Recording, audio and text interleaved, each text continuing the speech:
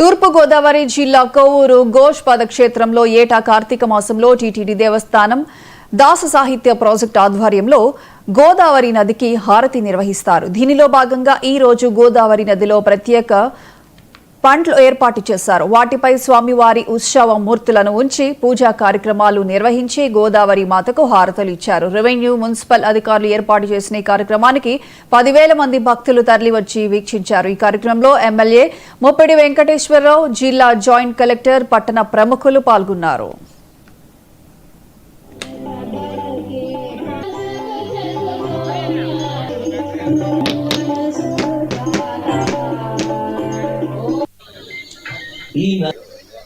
మన ఈ ప్రాంతం అంతా క్షామంతో నిండిపోయింది. ఆశ్రమానికి వెళతారు.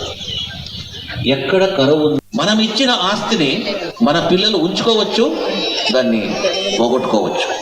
అయితే మనం ఇచ్చిన జ్ఞాన దీపం ఏదైతే జ్యోతిని దీపారాధన కార్తీక మాసంలో చేస్తుంటామో అది మాఘమాసంలో చేస్తాం. ఇక్కడ కార్తీక మాసంలో చేయాలి.